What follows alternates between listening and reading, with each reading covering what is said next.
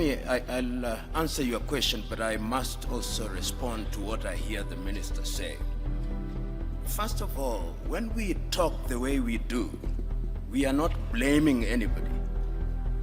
The impact of European and American and Russian and Chinese interference is a raw wound.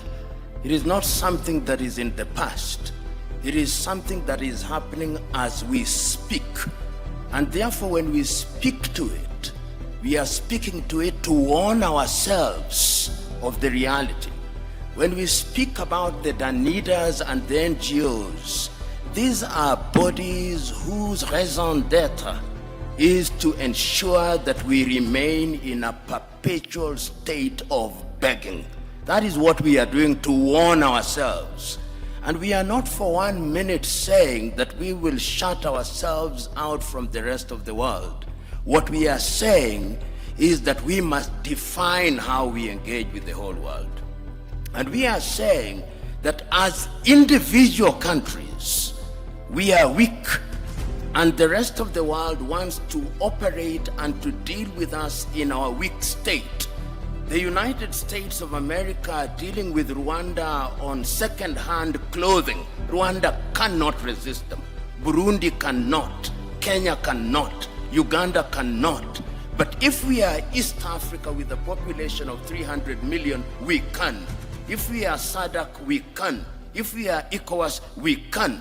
So this is what we are saying. And we are saying further that going forward, we must also recognize our internal weaknesses. And what is our weaknesses? Chinua Achebe said it very well. The problem of Africa is simply and squarely one of political leadership. The rank of many political leaders in Africa are thieves. Let's call them by their name. They are thieves. They are individuals who are not interested in the interest of this country. And as long as we continue electing such individuals into positions of power across Africa, they are going to be manipulated. What then is the responsibility of the citizenry? The responsibility of the citizenry is to make demands. The chairman here, I hope he has received the several letters that I have written to him. I've written several letters to his organization talking about the role of the African Union in peacemaking. I wrote to the chairman only last week about the situation in Sudan, saying we must solve our own problems. And I want to see a crusading African Union, so that it's not the Americans and the Saudi Arabians who are summoning them to Jeddah. It should be in Addis Ababa. In a nutshell, Joe, what I'm saying is that we have a responsibility to ourselves, both at the leadership level and at levels of the civic society. We must be engaged in a positive manner, and we must keep on shouting without being diplomatic, because diplomacy is lulling us into a false sense of security.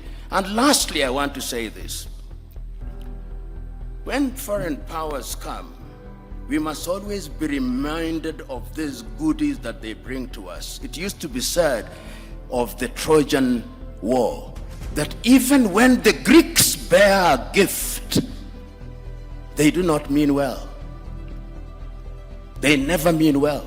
And the sooner we say it, recognizing the external threat, recognizing the domestic weaknesses, the safer we are. Right now, as I conclude, there is a group of experts going around East Africa collecting views about the constitution of East Africa. I've just written to them this morning. They are leaving Kenya. If you ask 10 Kenyans, possibly only one knows they are in Kenya. Then they will be going to Burundi.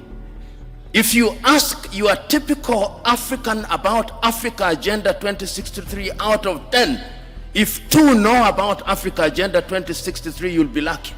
If you ask them about the Africa Continental Free Trade Area, 10, if 2 know, you'll be lucky. In other words, we are not doing well. And I'm going to be blunt at these functions. If you ask the chair of the African Union, who funds the African Union, possibly 60% of the budget is externally funded. He who pays the piper calls the tune. That is the reality of the world. We must begin to pay for our own things in order to be understood and to be respected. Thank you.